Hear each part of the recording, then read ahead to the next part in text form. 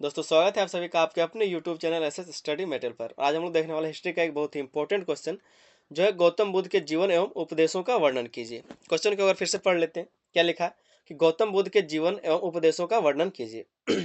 आपके syllabus related कुछ question जो करा दिए गए और एक दो क्वेश्चन जो बचा है वो जल्दी करा दिया जाएगा।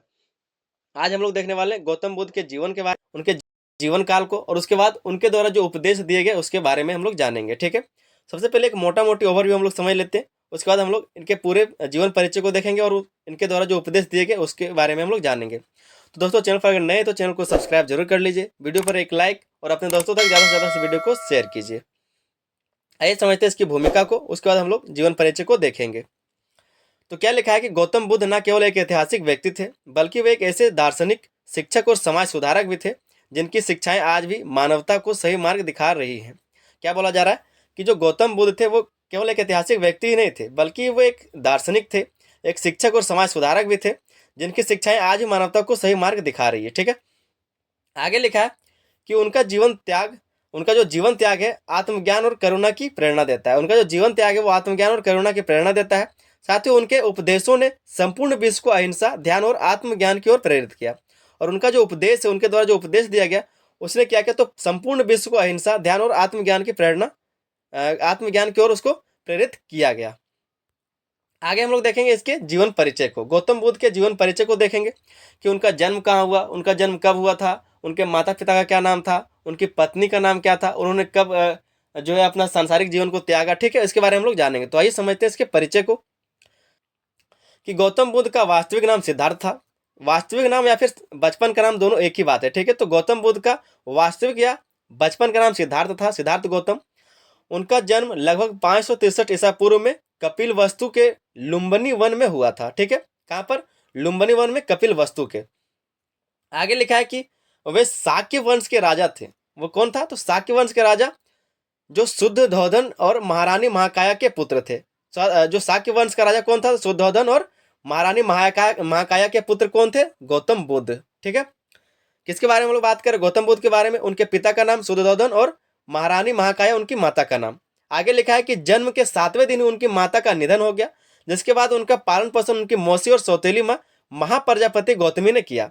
बोला जा रहा है कि जो गौतम बुद्ध हैं उनके जन्म के बाद ही उनके जन्म के 7वें दिन ही जो है उनकी माँ का मृत्यु हो गया था, उनकी माँ का निधन हो गया था, जिसके बाद उसकी सौतेली माँ या फिर मौसी ने, जिनका नाम महाप्रजापति था, महाप्रजापति गौतमी था, उन्होंने किया था पालन पोषण। ठीक है, आगे लिखा है कि सिद्धार्थ का बचपन विलासिता और सुख सुविधाओं में बीता।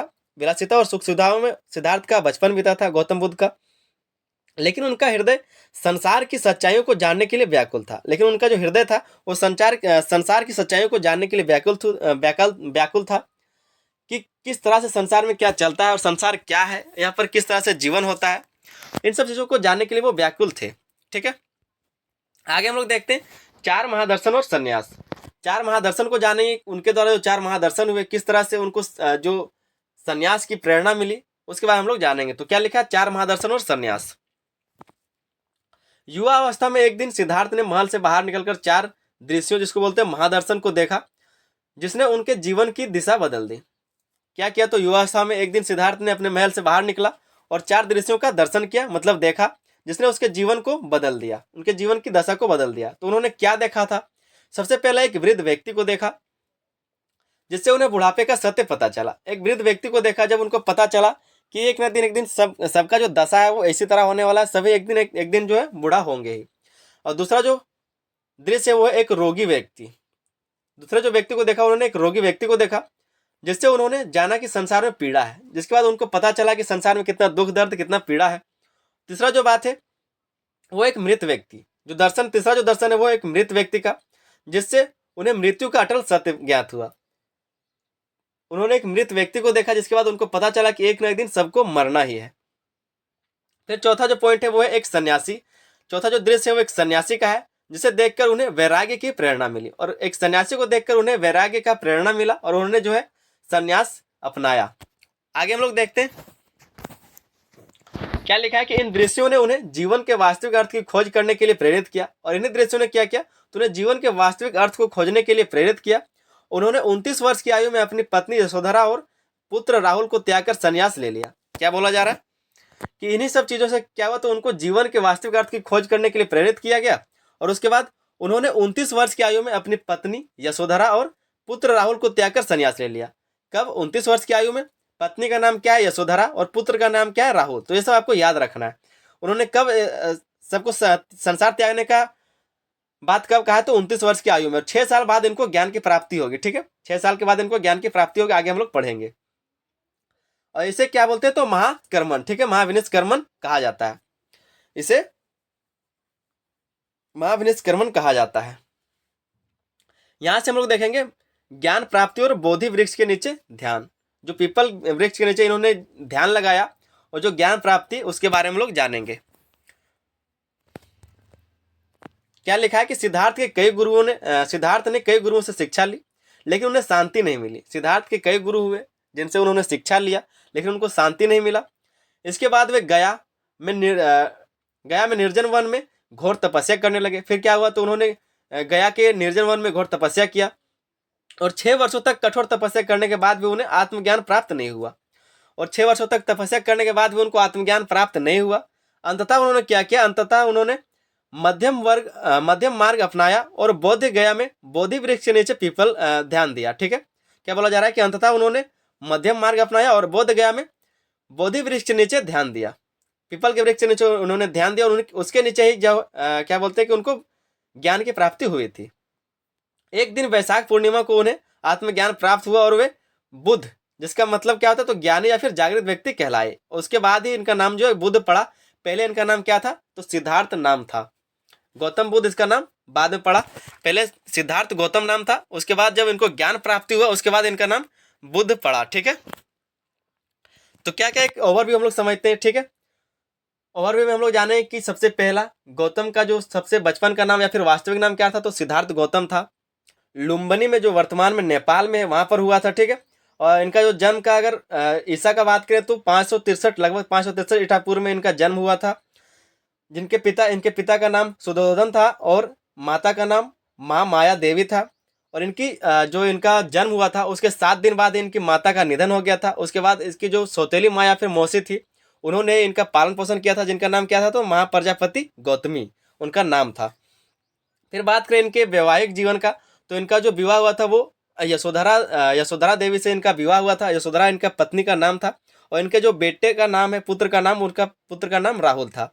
और इन्होंने 29 वर्ष की आयु में क्या किया? तो सबको छोड़ करके ज्ञान की प्राप्ति में निकल गए थे। और 6 वर्षों के कठिन तपस्या के बाद भी इनको ज्ञान की प्राप्ति जब नहीं हुई, तो इन्होंने क्या किया कि बोध गया चले गए, और बोध गया में पीपल के वृक्ष के नीचे उन्होंने ज्ञान की प्राप्ति हुई। और पीपल के जो बोधि वृक्ष था, जो बोधि वृक्ष था उसके नीचे इनको ज्ञान की प्राप्ति हुई, और तब जाके ये गौतम बुद्ध कहलाए। ठीक है, और बुद्ध का मतलब क्या होता है? बुद्ध का मतलब होता है ज्ञानी या फिर जागृत व्यक्ति। तो ये आप एक ओवरव्यू समझ सकते हैं।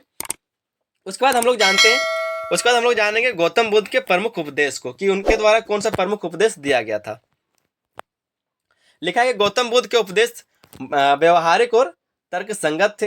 वे आत्म संयम, करुणा और आत्मज्ञान पर आधारित थे। उनके मुख्य सिद्धांत इस प्रकार हैं। क्या बोला जा रहा है कि इनके द्वारा जो उपदेश दिए गए वो व्यवहारिक और तर्क संगत थे। वे आत्म संयम, करुणा और आत्मज्ञान पर आधारित थे, और उनके मुख्य सिद्धांत इस प्रकार हैं, जो हम लोग आगे देखेंगे। तो सबसे पहला जो सिद्धांत है, उपदेश है, वो क्या है? तो 4 आर्य सत्य। 4 जो आर्य सत्य है, जिसको बोलते हैं चत्वारी आर्य सत्यानी। ठीक है, तो इसमें क्या है उसको हम लोग देखते हैं। लिखा है कि गौतम बुद्ध ने मानव जीवन के दुखों का कारण समझाया और उनसे मुक्ति का मार्ग बताया। ये 4 आर्य सत्य इस प्रकार हैं। क्या बोला जा रहा है कि गौतम बुद्ध ने मानव जीवन के दुखों का जो कारण है उसको समझाया, और उनसे मुक्ति का मार्ग बताया। उनसे जो है मुक्ति का मार्ग बताया, दुख जो है उन दुखों से मुक्ति का मार्ग भी बताया। तो ये जो 4 आर्य हैं वो इस प्रकार है। क्या है? सबसे पहला है दुख। सबसे पहला दुख। तो संसार में जन्म, बुढ़ापा, बीमारी और मृत्यु सहित सभी चीजें दुखदायी हैं। क्या बोला गया इनके द्वारा कि जो संसार है, यहाँ पर जो जन्म होगा या फिर बुढ़ापा, बीमारी और मृत्यु सहित सभी क्या है? सभी चीजें दुखदायी हैं। दूसरा पॉइंट है दुख समुदय। ठीक है, तो यह दुख इच्छाओं, जिसको बोलते हैं तृष्णा और आसक्तियों से उत्पन्न होता है। ये किससे होता है? तो इच्छाओं या फिर आसक्तियों के कारण उत्पन्न होता है। तीसरा है दुख निरोध। दुख निरोध, यदि तृष्णा का त्याग किया जाए तो दुख समाप्त हो सकता है। यदि तृष्णा मतलब लालच या फिर जो चाहत है उसका त्याग किया जाए तो दुख समाप्त हो सकता है। और चौथा है दुख निरोध का मार्ग। दुख निरोध का मार्ग क्या बताया गया, तो इससे मुक्ति पाने के लिए अष्टांगिक मार्ग का पालन करना चाहिए। अष्टांगिक मार्ग क्या होता है उसके बारे में हम लोग नीचे देखेंगे, ठीक है। अष्टांगिक मार्ग का पालन करने के लिए कहा गया इनके द्वारा। तो अष्टांगिक मार्ग क्या होता है उसके बारे में हम लोग जानते हैं। क्या लिखा है, अष्टांगिक मार्ग, जिसको बोलते हैं आर्य अष्टांग मार्ग। लिखा है कि बुद्ध ने दुख से मुक्ति पाने के लिए अष्टांगिक मार्ग बताया, जिसमें 8 महत्वपूर्ण तत्व शामिल हैं। 8 महत्वपूर्ण इसमें तत्व शामिल, जिसके कारण, जिसके माध्यम से क्या होगा, दुखों का अंत होगा, दुखों से मुक्ति पाने का एक अष्टांगिक मार्ग बताया गया। सबसे पहला क्या है, आठों को हम लोग देखते हैं एक साथ। सम्यक दृष्टि, ये आठों में आपका सम्यक लिखा हुआ रहेगा, ठीक है। आठों में आपका सम्यक लिखा हुआ रहेगा। आपको बस ये याद रखना है कि दृष्टि, संकल्प, वाणी, कर्म, आजीविका, प्रयास, समृद्धि, स्मृति और समाधि, तो ये इन चीजों को आपको बस याद रखना है। तो सम्यक दृष्टि का मतलब क्या है, सही दृष्टिकोण रखना, सही चीजें देखना। मतलब हम लोग क्या करते हैं कि थोड़ा सा कोई गलत चीज कर देता है या फिर गलत काम करता है, हम लोग गलत चीजों को देखते हैं, जो सही करता है उसको नहीं देखते। तो सही दृष्टि रखना, सही चीजों पर निगरानी रखना। सही दृष्टि का मतलब सब कुछ है, ठीक है। फिर संकल्प, संकल्प का मतलब क्या, कुछ करने का चाहत, जैसे हम लोग कसम लेते हैं कि हम आज ये करके रहेंगे, तो ये संकल्प सम्यक संकल्प है। जहाँ पर सत्य और अहिंसा के साथ जीवन जीना, सत्य और अहिंसा के साथ क्या है, तो जीवन जीना इसका मतलब है। फिर है वाणी, वाणी मतलब जो हम लोग बोलते हैं, ठीक है। तो झूठ, अपशब्द और कूट वचन से कूट वचन ना बोलना। बोला जा रहा है कि इनके द्वारा जो सम्यक कर्म, तो नैतिक और सही कार्य करना, नैतिक और सही कार्य करने के लिए बारे में बताया गया। पांचवा है सम्यक आजीविका, ईमानदारी से आजीविका कमाना। छठा है सम्यक प्रयास, बुरी आदतों से बचना और अच्छे कर्म करना, ये क्या है, सम्यक प्रयास। सातवां है सम्यक स्मृति, हर समय सचेत और जागरूक रहना। और आठवां है सम्यक समाधि, ध्यान और मानसिक शांति प्राप्त करना। ध्यान और मानसिक शांति प्राप्त करना किसको बोलते हैं, समाधि को। तो ये आपका 8 हो गया, अष्टांगिक मार्ग हो गया ये क्या, जहां पर से आपको दुखों से निवारण पाने का ये मार्ग है, अष्टांगिक मार्ग। फिर तीसरा पॉइंट है माध्यम मार्ग, ठीक है, मध्यम मार्ग। तो बुद्ध ने अत्यधिक भोग विलास और कठोर तपस्या दोनों को अस्वीकार किया और एक संतुलित मार्ग अपनाने को कहा, जिसे मध्यम मार्ग कहते हैं। एक आत्मसंयम और साधना का संतुलित तरीका है। एक आत्मसंयम और साधना का संतुलित तरीका है। क्या बोला गया कि ये जो मध्यम मार्ग है इसका भी मध्यम मार्ग निकाला गया, जिसमें बोला गया कि बुद्ध ने अत्यधिक भोग विलास और कठोर तपस्या दोनों को अस्वीकार किया। मतलब ज़्यादा भोग विलास भी नहीं करना है और जो कठोर तपस्या है उसको भी नहीं करना, दोनों को अस्वीकार किया और एक संतुलित मार्ग अपनाने को कहा गया। एक संतुलित मार्ग अपनाने को कहा, जिसे मध्यम मार्ग कहते हैं। ना ही ज़्यादा भोग विलास करना है, किसी चीज़ का लालसा रखना है, और ना ही ज़्यादा कठिन तपस्या करना है, इसके बारे में बताया गया। फिर चौथा है पंचशील, या फिर जिसको 5 नैतिक नियम कहा जाता है, पंचशील, ठीक है। तो क्या लिखा है इसमें, तो बुद्ध ने समाज में नैतिकता बनाए रखने के लिए 5 नियम बताए, जिन्हें पंचशील कहा जाता है। समाज में नैतिकता बनाने के लिए 5 नियम बताए गए, जिसको पंचशील कहा गया। पांचों को हम लोग देखते हैं।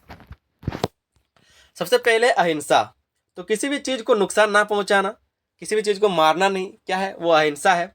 तो क्या है, पंचशील है, समाज में नैतिकता बनाए रखने के लिए। दूसरा है सत्य, सदा सत्य बोलना। तीसरा है अस्तेय, चोरी ना करना। चौथा है ब्रह्मचर्य, नैतिक कार्यों से बचना, अनैतिक कार्यों से बचना, मतलब कुछ भी गलत कामों से बचना।